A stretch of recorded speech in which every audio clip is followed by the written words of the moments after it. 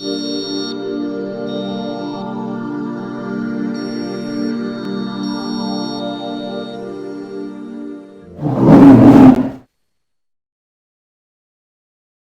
everybody and welcome back to Beer Reviews with me, your host Jack. Final beer of the night for, I keep saying it, a rather alcoholic night, but we're having some good fun and trying some rather interesting beers. This is one from a company that I respect massively for the range that they do. This is Firestone Walker with their Parabola from 2014, the Imperial Stout aged in the bourbon American whiskey barrels, which is pretty cool to say the least. ABV something, who knows. 14,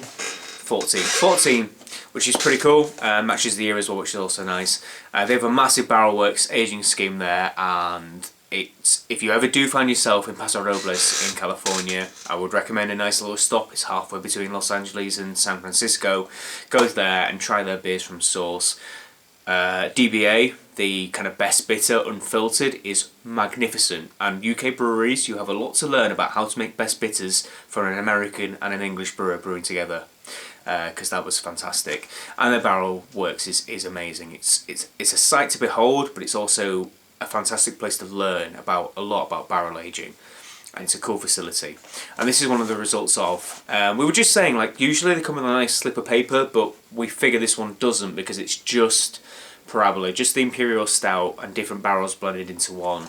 With the Succuba and with the Anniversary, it's blended different beers that have been barrel aged, and they give a nice breakdown along with like the brewmaster's notes on why they've done that. So I imagine it's Matt Brindleton, who's was the head brewer back in the day. I'm not sure if he's still there anymore. I've got a feeling he's moved on. I may have lost a slip of paper, so I apologise if it's my fault. So blame Matt. He's off camera, but if you ever do see him and you just go, "Oh yeah, I heard your voice on a video one day on YouTube," you know who he is. I'm sure I'm in some of your other videos. Yeah, check him out. There you go. There's the best plug for checking back in some videos when we tried some cool beers with Matt. He has an ability to find some of the best beers around and bring them to my attention, which is rather nice of him. But poured out into a glass, unsurprisingly for the Imperial Stout, we've got a pitch black hole-ish colour, midnight black, so they call it on the back of the box, with a nice khaki coloured head, probably the deepest kind of brown head that we've had out of the beers we've had tonight.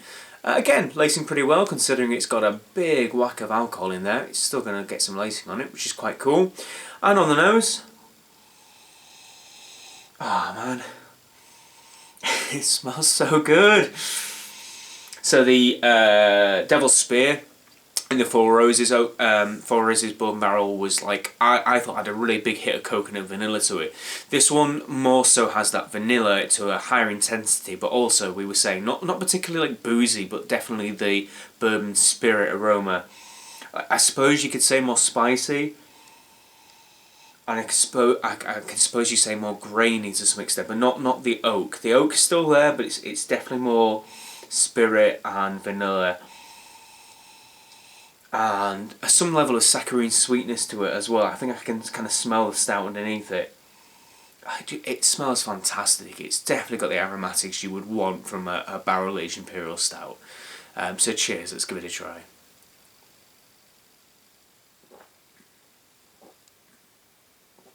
Thickish treacle, lovely, big and rich and just fulfilling. Loads of vanilla, that spirit flavour coming through in abundance, some sweet chocolate. I almost get that kind of coconut flavour as well, but definitely like charred oak, which is a very distinct like bourbon characteristic. I don't know how best to describe it. It's like molasses or something like that.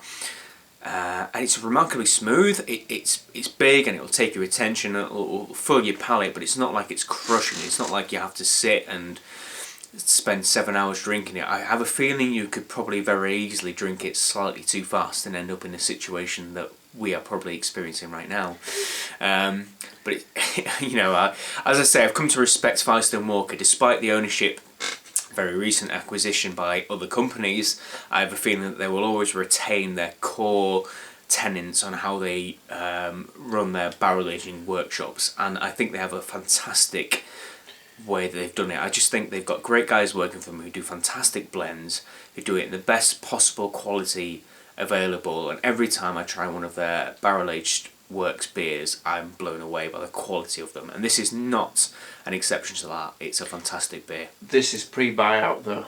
This is pre-buyout as well, so who knows? In the next coming years, let's be massively sceptical about the best, most worldwide available Amsterdam-based brewery and see what happens. But you never do know. This is pre-buyout, as are like the 18 that I had not so long ago, as is the Succuba I've got at home.